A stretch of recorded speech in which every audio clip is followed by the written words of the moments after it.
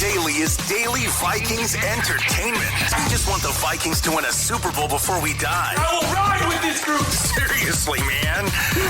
Please. And away we go. And welcome into another episode of Purple Access. Judd and Chip Scoggins, of course, Star Tribune sports columnist and my colleague, formerly on the Vikings beat, and still my colleague on this show each and every Thursday as we continue to talk about the Purple, even though the season is now done. In fact, Chip, I think you could argue this becomes the most intriguing time. There is no other sport, perhaps other than NBA free agency, to me, which has more layered discussion points, the franchise tag point, the combine, the Senior Bowl, the workouts, free agency. So there's a lot to talk about. I want to go through the list of Vikings free agents. And I do have some PFF projections on the high priority guys. I'm curious who you are interested in bringing back and who you probably will kick to the curb. How about that? Let's go through the list. I love a list. Yeah. And this is, I can tell you it's right now. It's a long list. It's a long list. In my old man scribble, this is a big list. Exactly right. Exactly right. All right. We are going to start with the obvious one. Sam Darnold, projected by PFF, 3 years. Projection, $41.25 million per season, 70 of that guaranteed. I think I know what your answer on bringing him back on that contract is. Do you think he'll get that somewhere? Yeah, you know my answer to this one from the Vikings.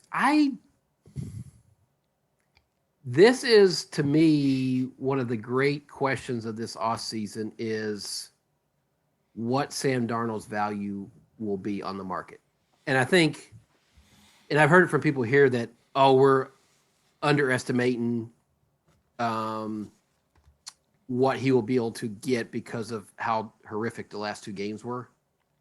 But I don't know that teams are going to be able to so easily just push that aside and look at the first 16 games. Yes, there is a lack of quality quarterback play, and yes, there are teams that need quarterbacks desperately. Mm-hmm. And yes, this draft class in terms of the quarterback class is not as strong as it was last year, so that works in his favor. But if you're a GM and a coach, how do you get around those last two games, Judd? I don't know. It's a really good question. And I was just looking at, is it Spot Track? Is it the website? Spot Track, yeah. Spot Track, yeah. Yep. And I was looking at what they calculate the market value would be, and they had him at $40 million too. Yep. So, like we always said, it only takes one desperate team that feels like they don't want to go young, or they feel like he's an upgrade over what they have, and he's, it'll be interesting to see, because 5 minutes or 10 minutes before we started taping this, I think the Jets announced that they were not, they're moving on from Aaron Rodgers. So yes, it's official. Does he move to the front of the line in terms of available quarterbacks? That's a very good question. Here's the other one. I'll throw you a curveball. Oh, I know it's coming. Kirk Cousins. Yeah, Kirk Cousins. Who, by the way, could be. Yeah. I'm not. He's going to get paid by the Falcons. So that's another intriguing one, because Kirk Cousins will come at the Russell Wilson price, right? Which is dirt cheap to his new employer. I don't think he's on Atlanta's roster next year, correct?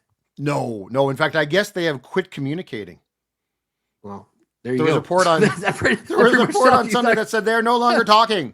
So, so they're going to have to eat a big bunch of that stuff. So, if it's the Russell Wilson thing, I have to imagine, although, Cousins wasn't right last year. He wasn't healthy, I don't think. Nope, I agree. So that, he's not getting younger. Are you going to pay Sam Darnold? Is Darnold fixed? Is Darnold like take the? That's it. That's the other thing. No, but I'm saying, are you convinced he's fixed? Are you convinced that this was not a? I mean, Kevin O'Connell, McCown, those guys did a hell of a job. Okay. Yeah. But if you buy Darnold at the store, Are you convinced that you're going to get him home, turn the vase upside down, and find that has been glued together, and that glue worked for basically a season? No, if the last 2 games would have been garden variety losses where, he played okay, maybe a little bad, and they lost, I probably would have said yes, because, you're 2 games on the road, tough opponents, all that. You can, but just the way that he looked and the way that he went. Yep. And that's the thing that the teams are going to have to ask themselves is like, is he better than he was with the Jets and Carolina? Yeah, I think that. But how much of it do you credit Kevin O'Connell, who's the coach of the year, who's a quarterback whisperer, and having Justin Jefferson and Jordan Addison and a system that allowed him to succeed? Because I got to imagine, teams that are in the market for a quarterback have some issues. That they're The Raiders. And, yes, and I don't know that he's going to come in and fix a bunch of issues that, so I don't know. My hunch is no, that is he going to get that kind of market value, but maybe he will. It just takes one team that's desperate and feels like, they have to have a quarterback. Yeah, it's so interesting too, because there's so many things. You're right. First of all, the coaching staff was great. Second of all, the skill position guys were great. Yeah. And third of all, and this is sort of a nuanced thing because it's hard to quantify, but he was on a 1-year, $10 million contract of your career is now in the Hail Mary category, right?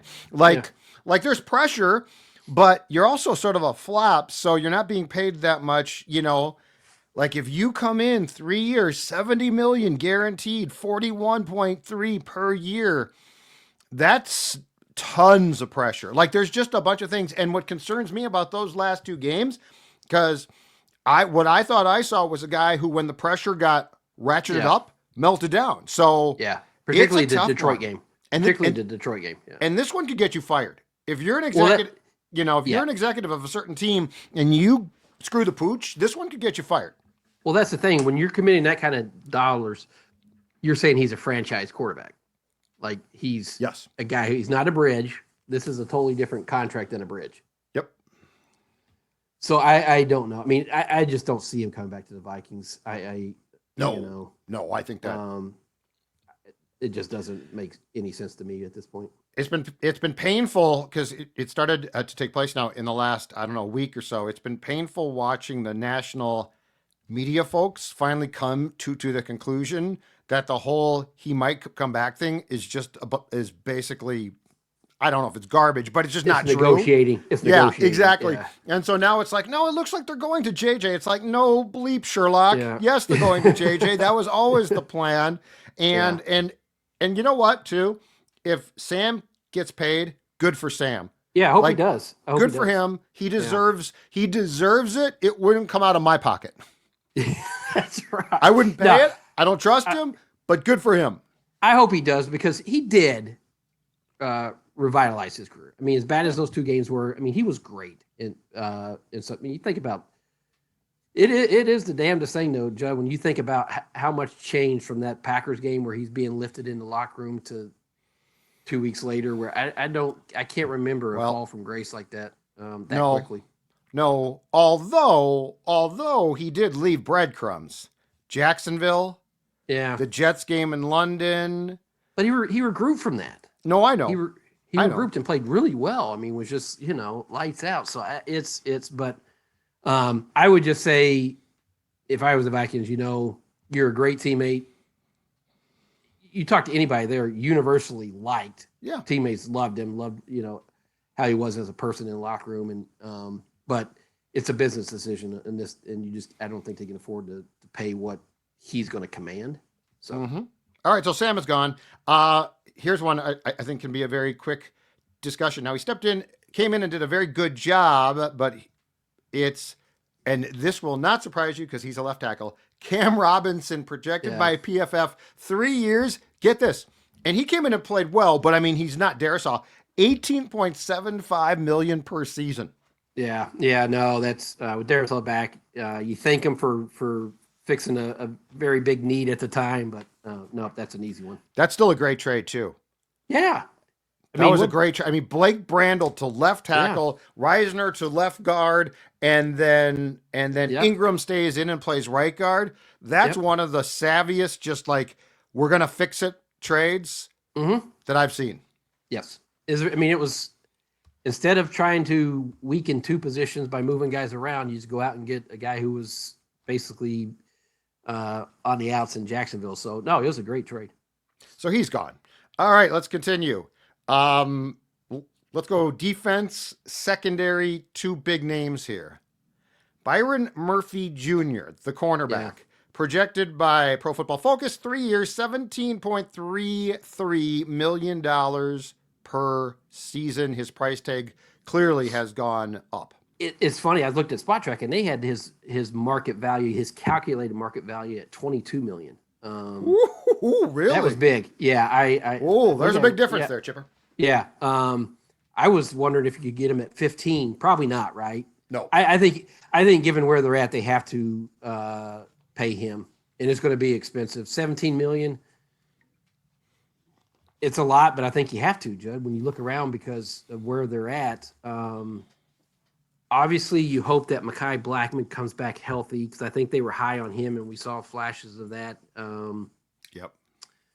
Obviously, the tragedy with Kyrie Jackson last year impacted where they're at there. That's a terrible thing, tragedy that that they're have to deal with football wise too. Not only the other than I just don't see Gilmore coming back. He may retire. Shaq can come back, but Shaq Griffin at what price? I mean, can you get him for $3 million for me? Yes. I think you can get him at a, and I think he's good depth. We saw that, when Gilmore got hurt, he stepped in. I thought he played better as the year went on, Shaq Griffin. So I think Murphy, it's a nice time to make the Pro Bowl in a contract year and have all those picks. So I think he should be a priority. What do you think? What's your financial breaking point? Because 17.3 and 20 plus are very different figures. Yeah, let me look at that while we're talking here, Judd. I'm gonna make sure I'm reading it right. Okay, 20 plus is very interesting. That's more than I was expecting. I didn't realize. Yeah, let's see. Free agents. Sorry, we're doing this. That's okay. And plus, so it probably behooves him then to at the very least hit the market. Yeah, I mean he's going to want to test it, I would think. Apologize for doing this. That's not the free agent. Yeah, it looks like it's they're saying 22 million. 20 plus. So that would be a lot, right? That's a decision then. 17. Yeah. I think I would go 17 plus per year for 3 years. I think I would do that. Yeah. Anything over 20, because the question then is, there are guys on the market. I think that among the free agent list, Murphy's atop it right now, if I'm not mistaken. Yeah. But there are guys out there, and anything over 20, I would have to think long and hard about. That's a major investment, because he basically had an okay year and a really good year. I hate to get too influenced by picks because they're sort of random at times as well. He had a good year though. But he had a really good year. Yes. Oh yeah. No question. All right, hang on. I'm double checking this because it seems like it. Well, bringing it up. Oh yeah, here we go. Byron Murphy. Let's see. Market value. Yep. Calculated market value. They're saying $22.1 million. Whew. Okay, well that's I would say I would need to think that one through, and I might turn my attention elsewhere on the market. But if you don't bring him back, you got to go get one. Well, that's it. Yeah, I mean, it can't be a draft pick. I mean, you can't rely on a draft pick in Mekhi Blackman and Shaq Griffin. So he's going to test the market, I would think, unless you just blow him away right off the bat. I mean, he seemed like he liked it here and has a good thing and with B-Flow and all them. So not saying he's going to take a discount, but you're going to have to be in the ballpark of what he's going to be able to command for sure. Yeah. I would say this. If his reps at the combine find out that he can get 22, I think he's probably gone. The one thing that's really attractive too, he's young still. He came into the league young, so he is still like 26 or so, which does increase his value now because he's not like 28 to 30. He's still in his, prime years in his 20s. Yeah, he's 26, I think it says. So. Yeah. I think that's correct. Yeah. So, all right. So I think at the right price, I think it's 17.3. I take him back. I think at 20 plus, it becomes a discussion. But then again, you're going to have to get a Reed or somebody. Yes, a proven guy. You got to have a proven guy. A proven starter, which will stay in the secondary now. It leads us to safety Cam Bynum, projected 3 years, $14.25 million per season. I like Cam. I think he's a good player. I would be cautious about overspending there. Now, I think Harrison, we don't know what Harrison's going to do in terms of retire, come back, but I think I would try to get cheaper there. I don't know. What do you say his projected? What do you say his projected was? 14.3. 14.3 per for 3 years, which is not cheap for a safety. No, I think I would say no on that one. What about you? If Harrison Smith comes back, then you've got Theo Jackson probably at the Bynum spot. Yeah. Metellus, who I do think is going to get an extension before the season starts, and he deserves it. If I had to choose between investing more in a cornerback, which costs more, or keeping a safety at a pretty high safety price, I'm going to let Bynum walk and either keep Murphy if I can work out that contract or pursue a free agent corner. Now, our friend Jeremy Fowler, who now is an insider at ESPN, he reported that he's gotten some steam that the Vikings actually are considering allowing Murphy to walk. Now that might be based on that they know his price already, and bringing back Bynum. I would be much more likely though to want to spend on a cornerback. The other, and it may be, that might be a price tag there. Is Judd Theo Jackson? He's up too, right? He is restricted though. Okay, so he's up, but he's not really up. I think they like him, right? There's nothing that. Yes, would you want to see him in an expanded role? If is he ready? Is he ready to be a starter? I mean, that's something that I think so. That's where Flores comes in and says, "Okay, this guy is ready to be a starter, and for a fraction of the cost that we could get Bynum back, is there much difference?" That's where that's where coaches play a role in this. Where they'll tell him, "Hey, yes, he is," or "No, he's not," or "We'll have to go out and get someone else if we lose Bynum." So if you feel like he's ready to be a starter, I think that decision's, and you've mentioned this. You don't want Metellus to have to come back and play safety exclusively. Like that his value is that he can play everywhere. And so I wouldn't want to do that. Now, what if Harrison retires and Bynum leaves? Well, that's the fly in the ointment. I will say this. I think the longer we don't hear from Harrison Smith, the more likely it becomes he's coming back. I do too. I think the more it drags on, the more, because you know how it is. Like, then you start saying, I don't feel so bad. Maybe I can. Well, yes. I could. Exactly. And, we had the roundtable with Seifert the other week. He articulated pretty well, like, how valuable he is in this scheme in terms of as much mental as physical. Not that you say he doesn't still bring it physically, but his decline is not. His decline at that safety position, he can still mentally help you a ton. Yeah, exactly.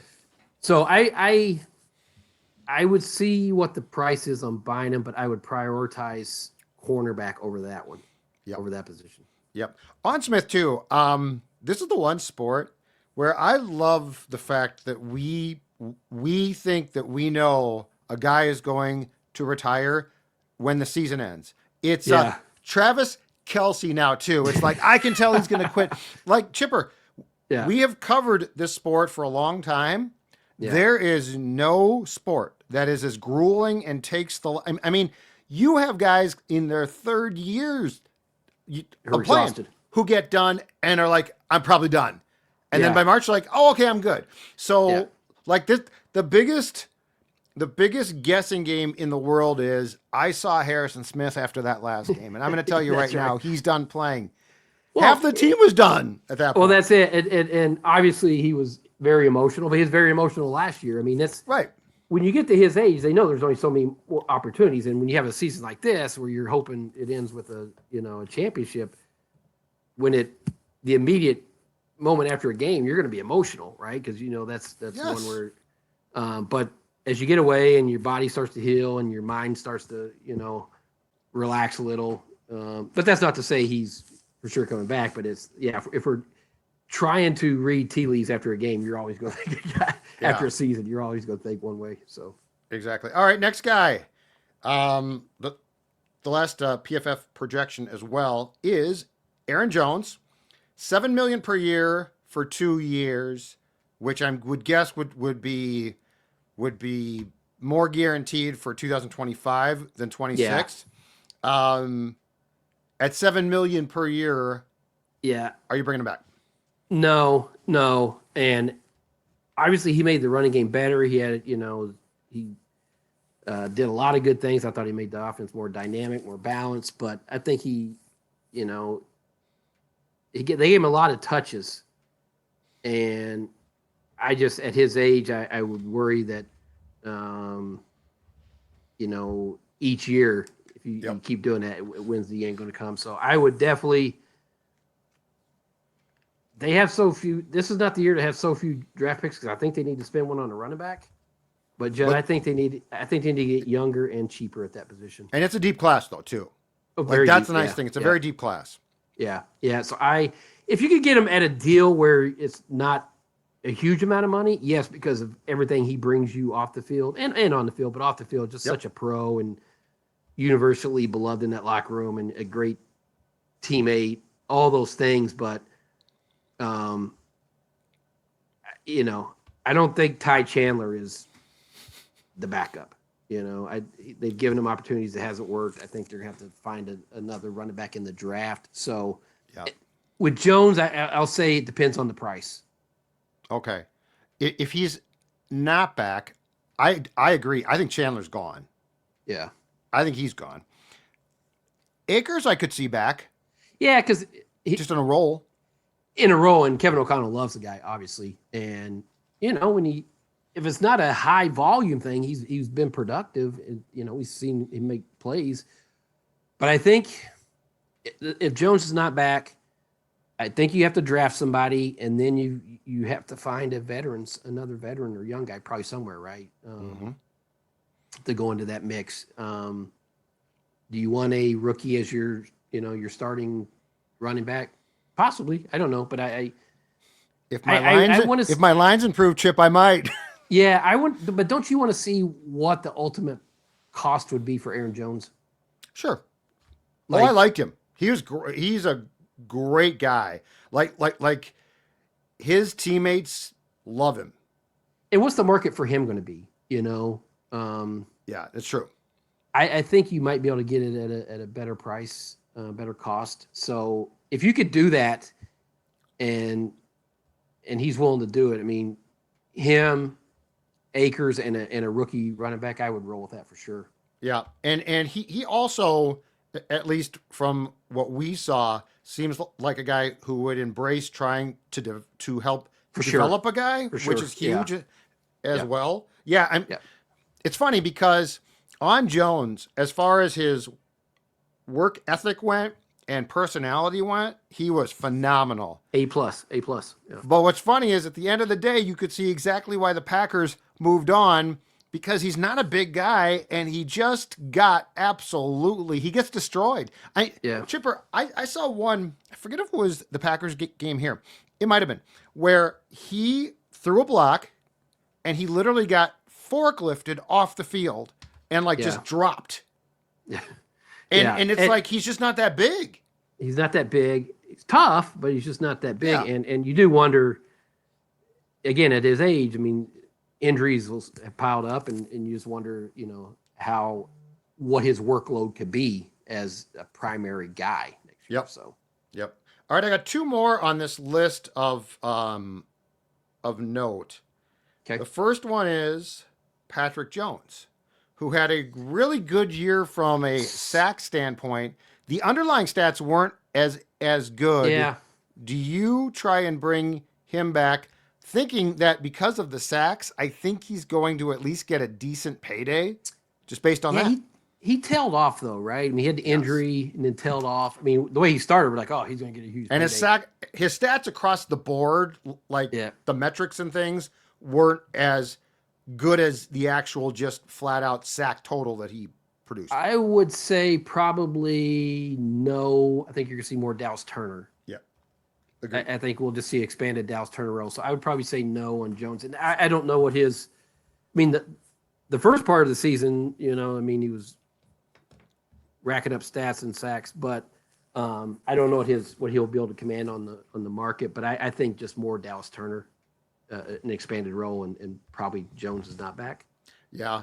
And part of the thing with Turner that drives me nuts is how many places we see or fans that are declaring him now like a bust. Why didn't he do more? Blah, blah, blah. I will say this. If we're 3 years in and he is not contributing more, it's a concern. Yeah. But can we rationalize that? One, the Vikings, to their credit, signed Grenard and Van Ginkel to rush the passer, and both of them did a really good job. And the thing, too, is I think in covering this team, if you find out one thing, if you're a veteran sometimes or a rookie, this defense can be extremely intricate. Yeah. And, yes, that. Hard to pass judgment. And I think Turner started to show up more as the season went on, which tells you he's getting more comfortable in the system. And yeah, he's played behind two guys who were Pro Bowl starters. So it's not like there was going to be a ton of reps to begin with. So, but I want to see him with expanded role. I think he needs to get bigger this offseason, add some weight. So I'm curious to see kind of what his role looks like next year. So I just think he's going to have and I think they trust him more. You saw that towards the end of the year. So I see him having a more expanded role. Last player that I'm going to throw at you, and this is probably as much or more up to him than the Vikings. What do you think happens with Daniel Jones? I try to bring him back. As the number 2 / emergency guy in case JJ is whatever, not, if there's any setbacks or what have you. But sure. I just think, again, we weren't privy to all the meetings and all those things, so we have no idea the vibe that they got with him in terms of how he fit with what they look for and teammate and all that. Sounds like they liked him. I would try to bring him back on a bridge contract, 1 year, $15 million, $10 million, whatever it would cost there. I don't think I just can't imagine he's going to command a big contract on the market. That's what I'm curious about. But so I think he was very smart. He got let go by the Giants. A couple of teams definitely called him about playing immediately. And he's like, no. He came here and sort of just chilled, which was smart. What I'm curious now is, does he feel prepared to try and go play elsewhere? And that's not to say he couldn't play here, but it certainly would be, he would have a very good idea here that he is the likely backup to McCarthy. Pelissero, I think it was on Sunday, he reported that Cleveland, 2 guys to keep an eye on in Cleveland as they search for a Deshaun Watson replacement who does not break the bank because they're broke because of Deshaun, were Cousins and Daniel Jones. Yeah. Well, I'm trying to call this up. Maybe you have it. Free agent. Okay. Aaron Rodgers, most likely Kirk Cousins. Yep. Sam Darnold. Who else would be ahead of him on the list of free agents? Yeah. I'm trying to. My computer's active. It's not a long list. Justin Fields is going to be potentially out there. Russell Wilson, I believe, is almost certainly not going back to Pittsburgh. Yeah. But, I mean, I'm sorry. I think it's done there. He's a bridge. Yeah, if you take him, he's a 1-year bridge. I think it's done there. Because if I'm a team, I got to admit, I'm probably more intrigued by Cousins just because he's so cheap. Yeah. He was banged up, and I wouldn't, it wouldn't be a 3-year contract, I don't think. No, and Atlanta's paying, is going to be paying the bulk of that. But that's the thing. If you're a team, like, what would you be willing to commit to Daniel Jones at this point? You're not going to give a 3-year, $25 million per year contract, right? No, I'd give him a 2-year contract that the second year would basically be an option of some sort. But but the Browns the Browns can't go out and spend. Yeah. Well, if I'm Daniel Jones, okay, yes, you see what the market looks like. But if I'm him, I'm looking at this as like, okay, look what Sam Darnold did. And now, yes, I would probably be stepping into a situation where I would initially go in as the backup, potentially, unless I have a lights out thing. But you never know what a rookie's, That's what I'm saying. But essentially, JJ's a rookie. He's like, could get hurt again, may not be ready. And so I would think that, and you got all the things that we talked about with coaching and Jefferson, and they are going to upgrade their line. And so if I'm him, I would think this would be an attractive situation that even if it was a bridge deal, go have a big year and then try to parlay that into, a long-term deal somewhere else. So I would think that he would be agreeable to coming back here on a bridge deal. I don't see why you would have come here in the first place to be on a practice squad if you were going to bolt. Yeah. Now that could change if a team calls, based on opportunity and offer, but it seemed to me like if you were going to come here, get the full experience, and JJ McCarthy, who knows? And the Vikings will be confident because they are going to be emboldened to say, we took Sam Darnold, right? Yeah. The one thing is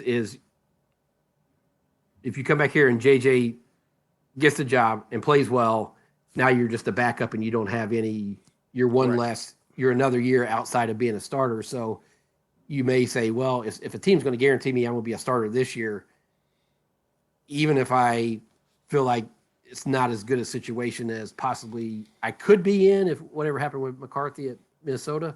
Yep. If you sit the whole year as a backup, you're not going to get a big time deal from someone else. Yep. So but if you take a deal from a team that's a bad team and it blows up, and you start and it blows up, you're probably done. Yeah. Like it's dicey. It's very difficult. Yeah, it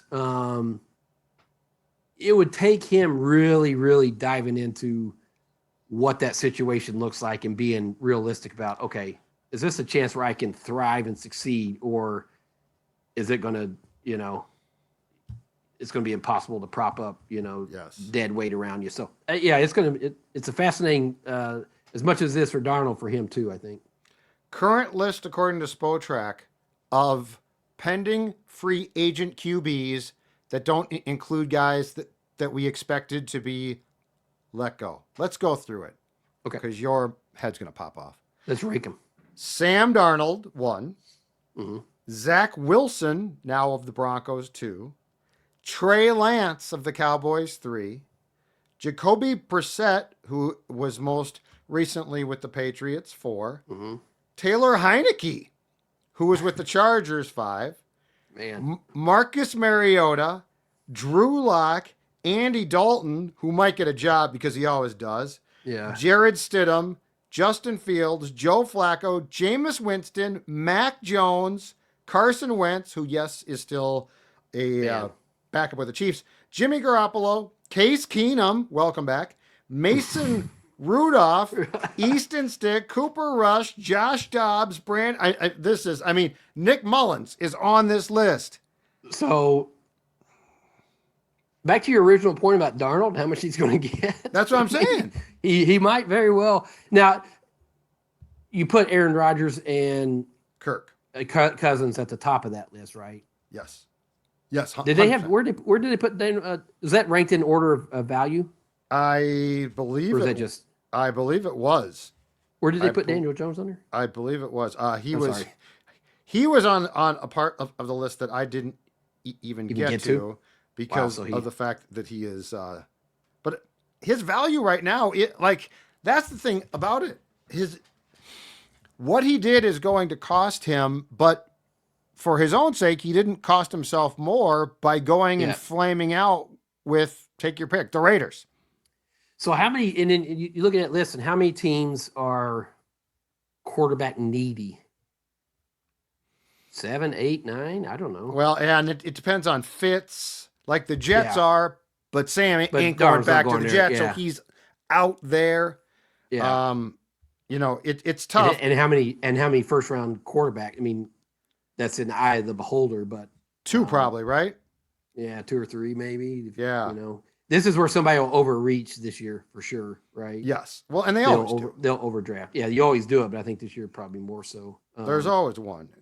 I was going to see I was going to see where.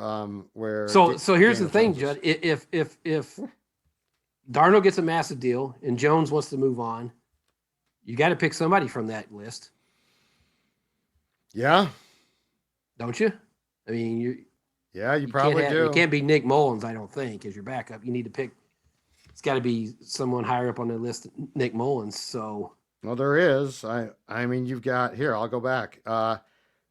Zach Wilson, Trey Lance are currently 2 and 3. yeah, Jacoby Brissett, Marcus Mariota, who I don't want. yeah, Drew no. Lock, Jared Stidham, Andy Dalton, Justin Fields, Joe Flacco, Jameis Winston, Mac Jones, Jimmy Garoppolo, Case Keenum, and I'll stop there. Yeah. I mean, that's not. Boy, no. That's a very. That's Now the Vikings might look at one of these guys, especially a young guy, and say, "Oh yeah, Kevin can fix him, yeah. or Josh can fix him."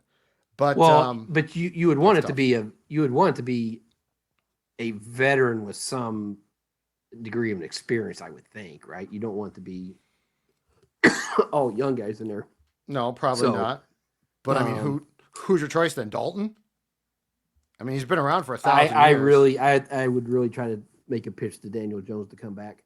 Yep. Because we saw his talent. Obviously, I mean, he won a playoff game here.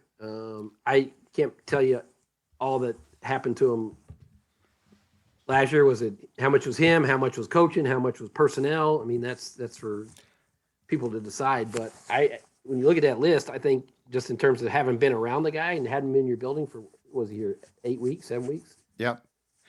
Is Daniel Jones? So I'll phrase it this way: is Daniel Jones, if he leaves here now, going to get more when he was a disaster in 2024 with the Giants, came here, practice squad guy, blah, blah, blah. Is he going to get more in 2025 that way, or about the same if he spends 2025 as McCarthy's backup, gets the full O'Connell experience here?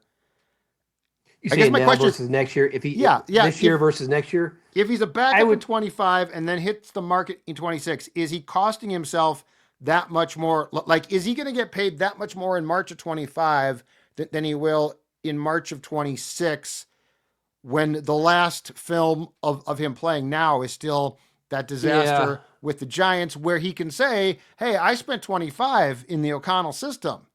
Yeah. I learned a lot. That's a good question. I don't know. I mean, when you sit for a year and you don't play, let's assume he didn't play, it's just hard to know. It's hard to place a value on that, Judd. And who knows, like, what the next quarterback class for free agent and draft is going to be. So that's the other thing he'd have to look at. It's like, okay, there's a good chance I'd be a backup. What does the draft class look like next year, and the free agent class look like next year? It may be a lot more attractive to teams, and so it's not just this year they have to look at. So it's a good question. I don't know, but there's unknowns with JJ. Like, we think he's going to be Yeah. ready to go, but Yep. we can't say that for sure. So I God, when you look at that free agent class of quarterbacks, though, I'd maybe rather have Darnold Jones does. back. Yeah, I'd rather have Jones back, and I'm thinking Darnold probably does get a pretty hefty payday. Yeah, I'm curious. Is it 30, 35, 40 plus? I don't think it's 40. I don't think it's 40, but it could be in that 25 to 35. Oh, God, yeah. Oh, yeah, yeah. Range. Yeah. You know, the Jones thing, too, is like at the end of the day, his current circumstance is probably best to come back here for next season, use that as the Darnold year in San Francisco, see if you can then get, a team in 2026 to pay you pretty much what Sam got, right? One year, 10 million, and go from there. So I think Chip just froze. Chip did freeze. All right, we are done. Purple Access, of course, every Thursday with Judd and Chip. That's a great portrait of Chip. We will be talking to you next week.